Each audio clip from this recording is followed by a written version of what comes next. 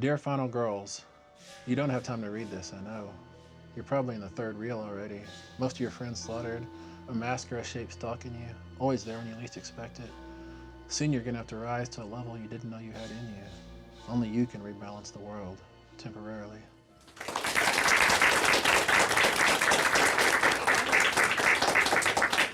And last, our moderator, Lara Lewis, a local actor and horror aficionado, and she describes herself as a queer, mixed Mi'kmaq theater artist and local Amy Dunn cool girl.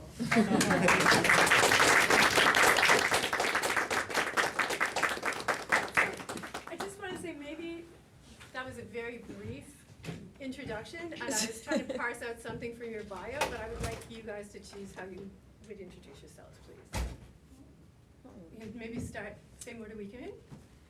And I'll leave it to you, Lara. Thank you. Oh, okay.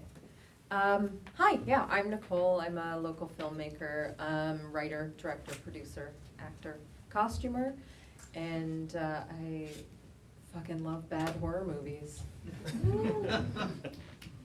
Hey, I'm Lauren. I had a film that played earlier here today, and I like campy stuff.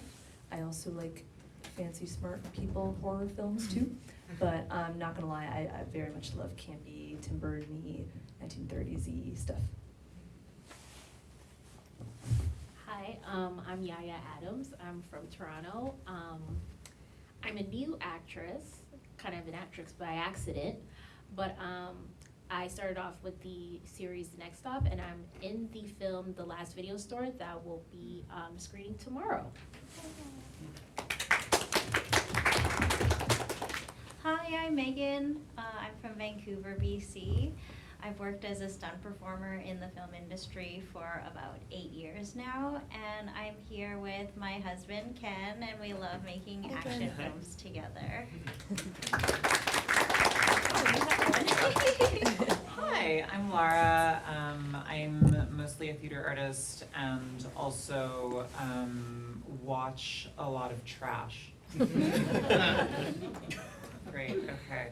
Hi, everyone. Hi, it's so nice to be up here with all of you. I'm not texting, I have notes. So I would love to start things off just to kind of get the ball rolling. I wonder if each of you could tell me what your relationship to the kind of final girl trope is, and perhaps what your favorite final girl is, if you have one. I'll start. Okay, it's on. My relationship to the final girl trope is kind of interesting because, like, a final girl, the first time I ever seen a final girl that looked like me was in I Still Know What You Did Last Summer with Brandy. And I was like, oh my gosh, I've never seen this before as somebody who was watching horror movies when I was really young and just really enjoying them. But also, now that I've done The Last Video Store and kind of being my own final girl, it's been a really interesting ride because I think in some aspects of the character that I played, I was just like, oh, this is the type of final girl I think I would be. And with that said, I think my favorite final girl, like outside of Brandy, of course, was, was it Neve Campbell in Scream? Yeah. Great choice. She screams so good. I guess when I think of final girls, I'm not quite sure, is it only, does that pertain only to horror or? Like usually like slasher-y kind of vibes. Right. Yeah. Okay, because I guess my area of expertise lays in action, so I think of like badass female action heroes who are usually the last girl standing. And the one that pops into my head is Charlize Theron from Atomic Blonde. I thought she was an amazing performer in that movie. I think the final girl trope is what got me really interested in horror films when I was younger. I've always been into it, and I just think that it's cool because I feel like there's a lot of our experiences as women that can be shown through, like, you know, those stories. And my favorite one, I already said this earlier, but it's Jess Bradford from Black Christmas.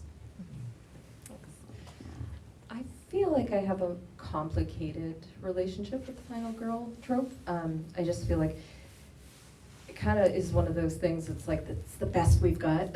Like, we have our strong female characters, but we really have to watch them get terrorized for 90 minutes first, and the character arc isn't really, you know, something personal or that she learns, it's kind of an outward force on her.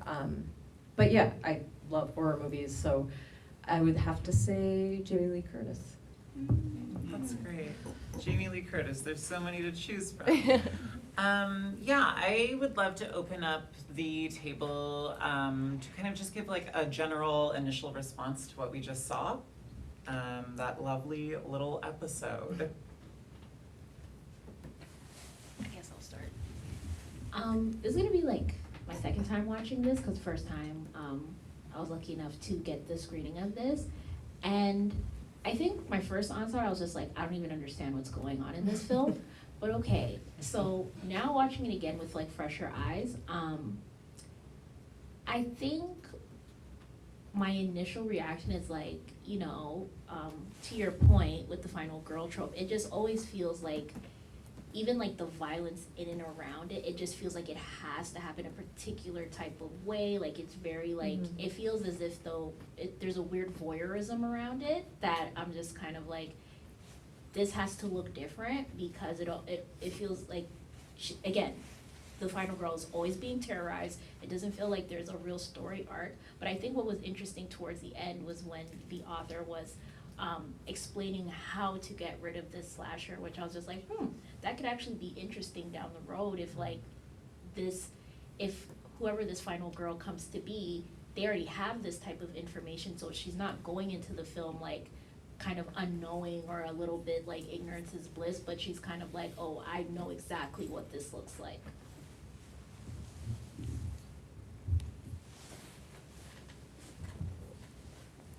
I liked the metaphor or the description about how horror films are kind of like roller coaster rides, because I like how cathartic they are. At the end of the day, the credits are still gonna roll, so, you know, whether or not it actually does successfully like thrill you, I think that the nice thing about it is that you can walk off feeling sort of like you've lived through something with the main character, who's most likely a woman. But also, you know, I mean, horror films, they reflect our current anxieties, and I think that because there's so many now, like, really great female horror directors, it's nice because it can, over time, change the way that people are reacting to female characters, and like, I don't know, and like also like that affects how we see women, because this is a little bit off topic, but you know how like every, I don't know, maybe even every day, I think that TV shows or movies or whatever, there'll be like a female character who is right, but for some reason a lot of men are going to shit on her endlessly. Like Skylar White, I feel so, I'm sorry, like she is not wrong. It's just that because she's not the main character, it's like hard for people to feel with her. And it, you know, it's the most frustrating thing how, I don't know, yeah, like it's like, I think like the reason why the genre is like so comforting is because, yeah, like if it's done right, it feels like the director or like the film knows what you've been through. Yeah, that was my thought.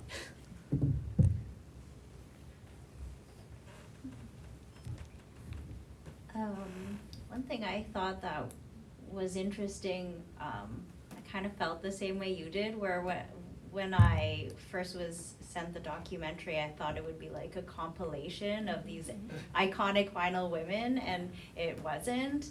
So I wasn't quite sure what was happening. And then I did a little bit of research beforehand, just because horror isn't really my area of expertise. And a lot of the articles I read spoke about how there have been a lot of male directors who direct films with final girls. And so I thought it was interesting when he said it's always him as the main character or the characters, and maybe it's him if he were to wear a skirt. So I thought that was kind of interesting. It's like how some male creatives envision themselves as women or as the character. And something else that you said really struck me, that was where he talks about how to defeat the serial killer or like the murderer. And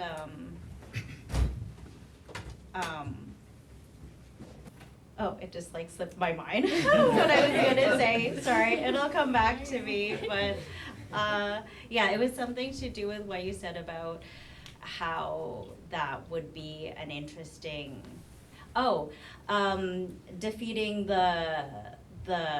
how defeating the serial killer would be an interesting plot line. In my head, that kind of like sparked, and then when you were saying your favorite final girl was Jamie Lee Curtis, how even all these years later, she still is the final girl at the age of 60, but in the end, it's with all that knowledge she's accumulated over the years of being the final girl, which is kind of like a cool thing. Yeah, like you, Yaayaa, I was confused when I started watching, because I was like, this doesn't really feel like a documentary on final girls. But it made me want to actually seek out one like proper. I thought it was an interesting like juxtaposition of him kind of describing his life and his journey, and kind of felt like he was his own final girl. So yeah, that's kind of the parallel that I drew from it.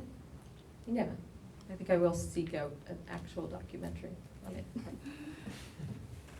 I was also confused. Really felt bad about only reading one chapter of My Heart is a Chainsaw and then putting it down forever.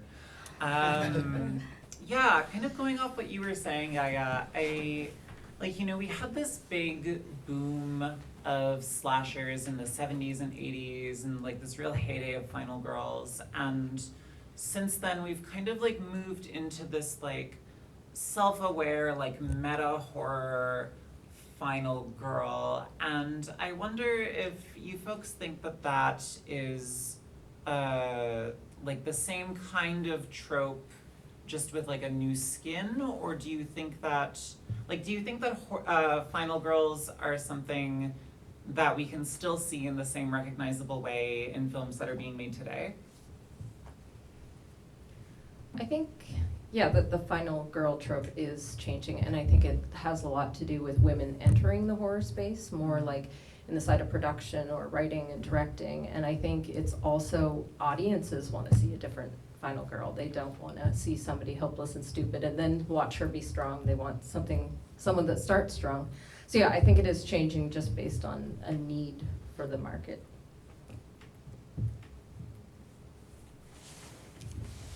I agree. Yeah, I feel like I don't know, in Carol J. Clover's seminal classic Men, Women, and Chainsaws, she talks so much about how final girls are like this gateway for like this like presumed male audience of slashers to have someone to identify with. I feel like now we're like in a world where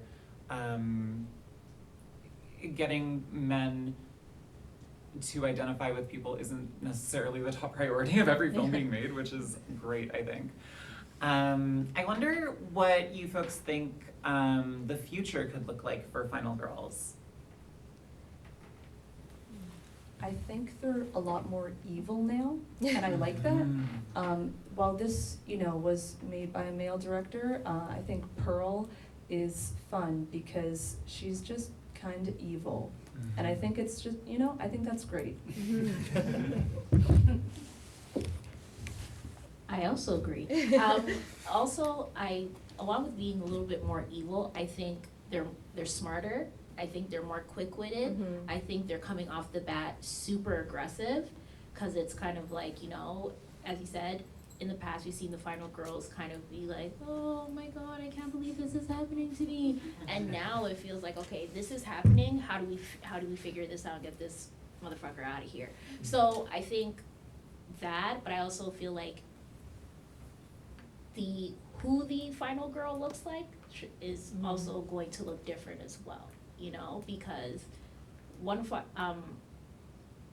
every woman's experience to some degree is the same, but based on different intersectionalities, there are differences that happen, and I think that there is something to be said on how we can also incorporate that intersectionality into this next phase of final girl tropes.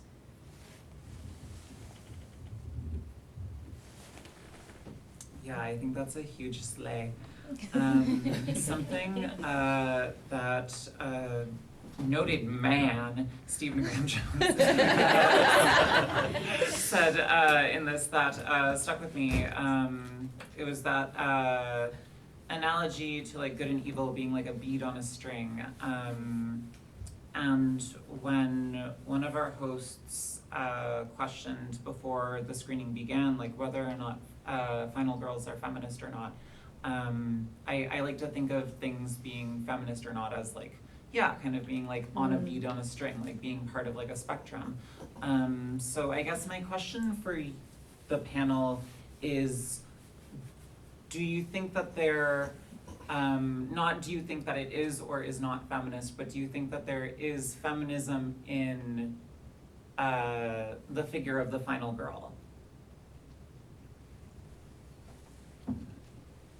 I think there can be it, but I think it relies like on who is creating the final girl and whose voice is behind it. Yeah. Do you have any examples that you could give? I don't off the top of my head, sorry. Great. One that kind of popped into my head was Ripley from Alien. Oh, yeah.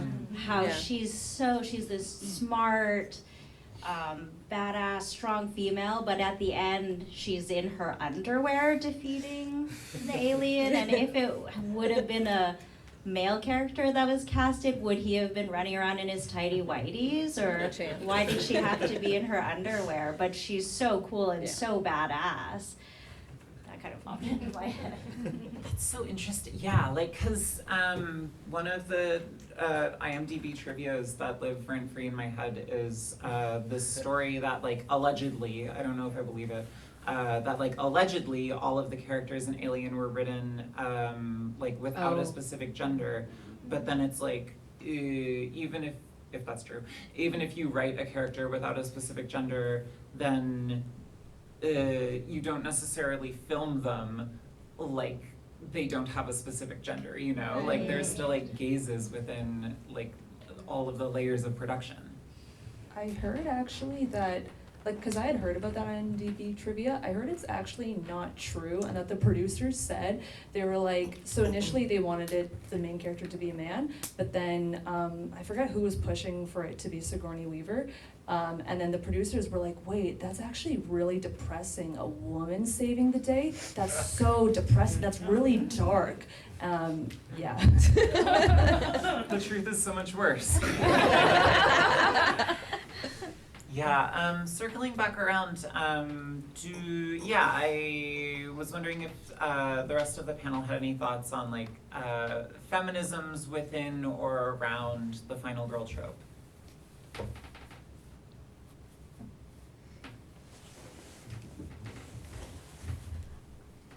I mean, maybe now I can see like the pendulum swinging in the area of feminism when it comes to the final girl trope, but I feel like the early slasher films, not so much. But I think feminism is a pendulum, so we're going to probably see this swing throughout this process while we're still having more female directors or women identifying directors be a part of this genre of film. I think that we're going to see this be deconstructed, reconstructed, broken up, put back together again. So I'm really excited to see like how feminism is really like infused into this trope that wasn't started by women, but now we are reclaiming it.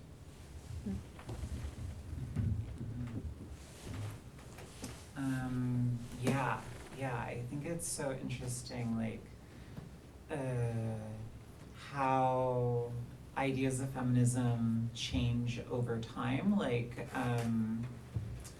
50 years ago, it's like, wow, there's a woman on a screen. Yeah. That's so feminist. You're welcome. It's like, cool, we're at a place where we can demand a little bit more than just existing in space. Where are we at with time? We have about 7 minutes left if you want to wrap it up or Yeah. as you like. But maybe we can ask, are there any questions from the audience for the panel? Right up there. So, one of the things that I sort of took from the documentary that I started to question a bit was that, like, so much of what happens with Final Girl sort of seems to be like carrying out a ritual. Like, there's certain things that have to go into it, or following certain steps, A, B, C, D, E, if this, then that. Sort of getting to the question of, do you think it's feminist or not? Do you think that there's a certain part of the ritual that you might want to switch out going forward that you think might make it more so, or do you think might affect the trope in a way that still keeps the trope but changes the outcome? Does that make sense? I think that makes sense. So like the question is, in the like the blueprints of what Final Girl is, are there aspects that you would change out in the future, like if you could, that could perhaps bring more feminism or intersectionality into the space of like the Final Girl trope? Does that feel great? I got some of that. I would say getting rid of her needing to be a virgin would be all right. I was literally gonna say the same thing. I was like, let me think about it, cause like generally speaking, granted, I don't think I watch like nearly enough horror as I do, but I was like, the main thing that sticks out is like the purity thing. But like from recent films that I've seen, I feel like it's more a thing of the past. Yeah. I totally forgot that there was that aspect to it. Makes sense. I would say that she doesn't have to be stereotypically hot. Yes. Give me an ugly Final Girl. I want a final butter face. Anybody have any other questions?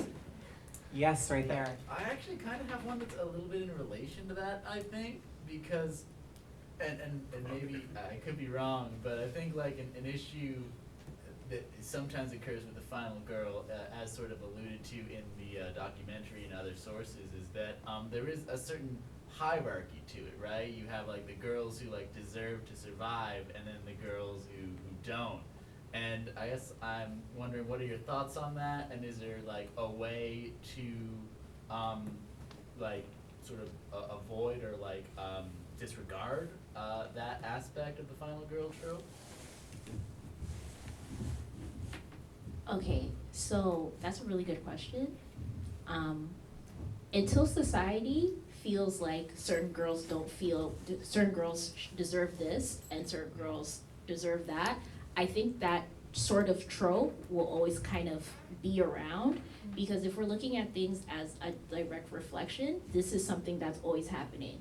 It's like even something as small as like, oh, she deserved it because she did this, or oh, she's a good person because she's like this. If that, I feel like the only way that can be eradicated is if the people who are going through it or have to face it all the time are put in position to to tell the story differently. That's how I feel that can be eradicated.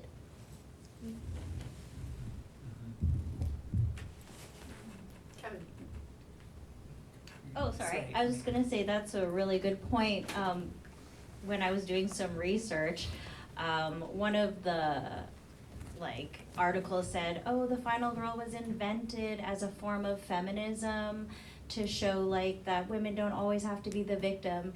And I was talking about this with one of my friends, and he said, well, that's kind of insulting to all the other girls that die before she lives, especially in regards to how violently they can be killed. And then it gets tied into, well, they deserve to die because she was she was deemed the slut in the Yeah. movie, and so that's why she's okay to get killed. And that's so interesting how it was kind of masked as feminism in a way, but very poorly. Yeah. Yeah. There's another question, and then I see one more question, and let's call that the last question. Yeah, just quickly on this point, something I think about a lot is the final girl only gets to be heroic to the extent that she adopts male characteristics of strength, like physical strength and cunning. And I wonder about the sort of like the hierarchy of characteristics, right? Of like, can we get to a place where we value the more traditionally female characteristics and stop putting like male strength as being like the top priority, right? I know a lot of women who could kick my ass, but does anyone have any thoughts on that? And this is something that Carol Clover talks about in that book, right? Mhm. It's like the final girl gets to survive because she's boyish, you know, and it's like. She has a gender neutral name and holds a phallus. That's right. Yeah. So how do we disrupt that dynamic? Mm.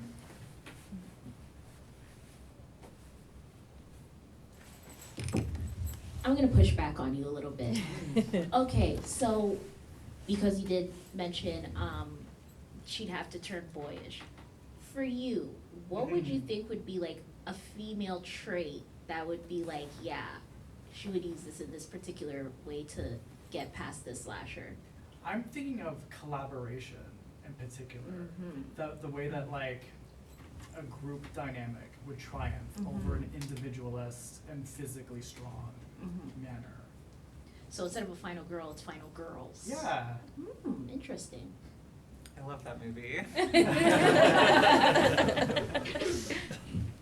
I was thinking about it, and I kind of agree with both of you. I do feel like because like, I mean, like in Bodies, Bodies, Bodies, there is two final girls, or like, I feel like in movies that I've seen that are recent, there's a lot more final girls that you notice, or like, but even like in previous films, like there's older films where I would argue that not necessarily are they always masculine. Like I think I think personally a defining trait of the final girl is that like or at least like the strong ones, like the ones that people like resonate with, are the ones that are caring people, and I think that's generally considered to be a feminine trait.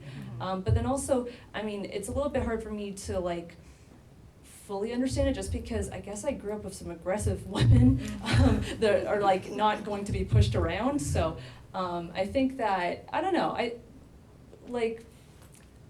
I see your point. However, at the same time, like normally if a movie is like giving misogyny, I just turn it off like a minute in because I don't know, I don't really have time to watch a movie that doesn't respect me. Yeah. Okay, and the final question. We've talked a lot about sort of, you know, how we might imagine and make movies with, horror movies and slasher movies with different kinds of final girls. But I'm mostly curious what you think about audience relationships to final girls, because I feel like that connects quite a lot to the question of feminism, how much, because there is also the, you know, receptive side of feminism, like how much, what do you think about sort of a history of final girls as, you know, people to identify with, not necessarily in the filmmakers as having successfully made a feminist icon, because as we've discussed, it's often very sexist in lots of different complicated ways. But what do you think about the audience side of that? What do you think about people making kind of their own feminist relationships to characters who might not be feminist? I think that's like to what you said, it's only been like 50 years since we've even had female main characters, so I think you just try to draw out anything you identify with in a character. So it's like, yeah, it was the best we had, she was strong, and I'll take from it what I see is a strength. But then you could have a man watching the same woman get pummeled over and over, and he's deriving a certain pleasure from that. So I think it all exists in one character, and we're just getting what we need from it. Does that make sense? Kind of tangential. I think like something maybe semi-related is like, you know, Mildred Pierce in the movie Sudden Fear. Those are both Joan Crawford films, and like she was doing these when she's like a little bit older. Like I think she was 40 in one of them and she was like 50 in another. Well, actually, I don't think her age has ever been confirmed. Like the actress refused to let anyone know how old she is, which is actually like smart from a marketing perspective. But anywho, like they're both kind of like thriller-y films from like the 40s and 50s. And it's interesting because like she's like a main female character, and in some ways it's a little bit feminist, but at the same time it's almost not, because there is like a component of like, so in one of them she marries a guy she met like in a weekend, like she just instantly gets married to him, which is like a horrible idea, and then naturally he tries to kill her, like she overhears his plot, so then she's like, oh, I'm gonna get you even better, so then she makes her own plot to kill him, and then, you know, like she ends up being victorious, which is great, but like that's just an insane idea and an insane story, but it's kind of awesome. But then in the other one, basically, yeah, like again, like murder, death, women, her daughter is evil, but like in that one, it is still sort of implying that she was the root cause of the problem because she was a career woman. So I guess like what I'm trying to say is that, you know, I mean, yeah, like I think, like to Nicole's point, yeah, like, yeah, yes, but also no, but also yes. Yaayaa, Megan, do you have any thoughts on that before we wrap things up? I agree. I agree. I just,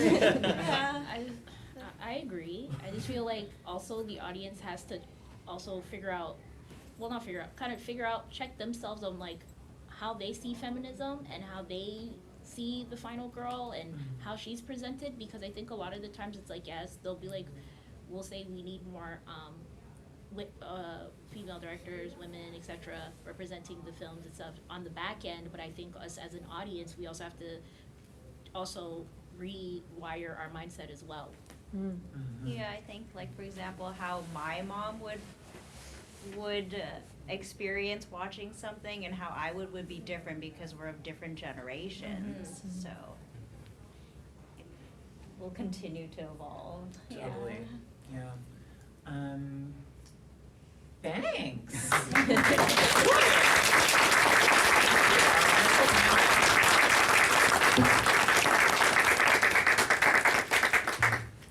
I just want to say thank you so much, and sorry for the confusion. I was also confused and wanted people to opine, so here we are. Thank you so much, and that was fantastic. The confusion was the point. Yeah.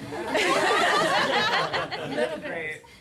So, and thank you all for staying for this. It's been a wonderful discussion.